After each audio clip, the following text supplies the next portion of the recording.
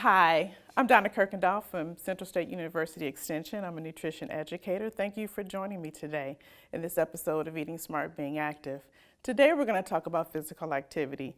Please know that it is utterly important to keep your body engaged each and every day. It is not only important of what we eat, but how we move. Physical activity yields a number of benefits, those being reducing the risk of chronic diseases. We know that hypertension, diabetes, and heart disease are very prevalent in our community, not only in Montgomery County, but across the country.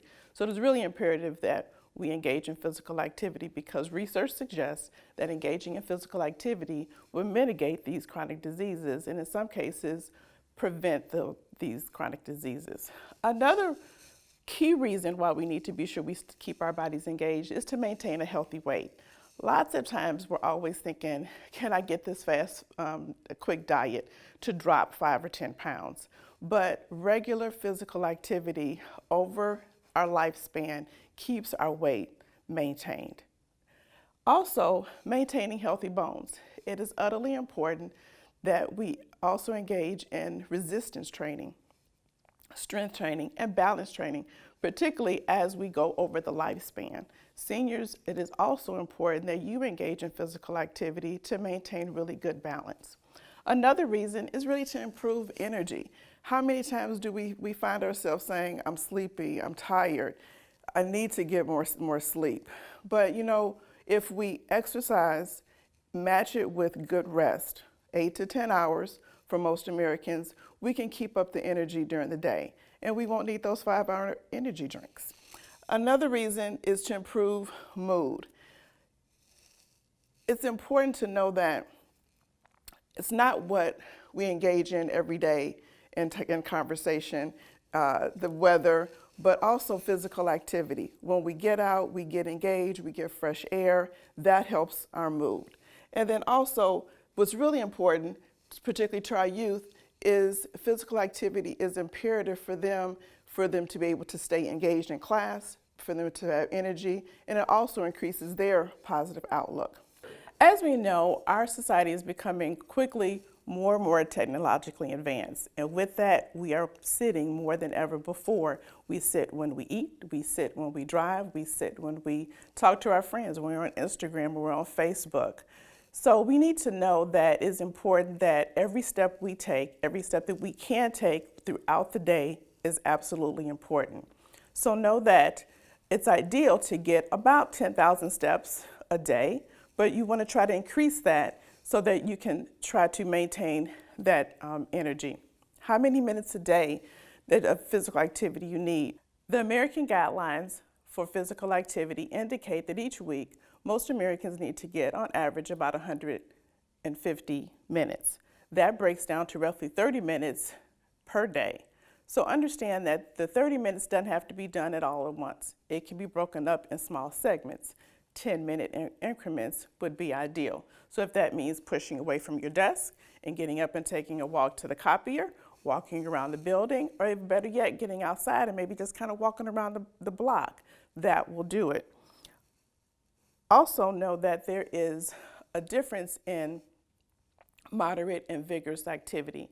In order to burn calories, you want to be sure that your activity is either moderate or vigorous.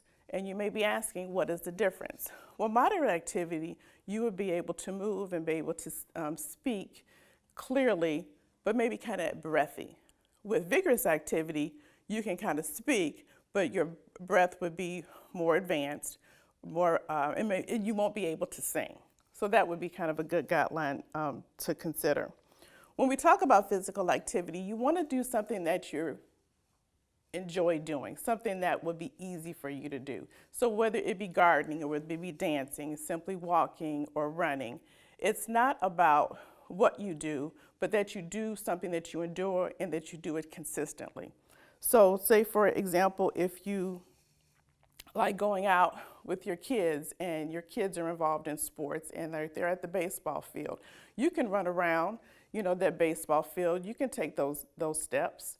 Let's say that you are a grandparent and you've got your grandkids. Get engaged with them and throw a ball, do frisbee, help them to ride their bike. Those are steps that you can take that would increase your physical activity and keep it enjoyable. Another thing that's real popular is line dancing.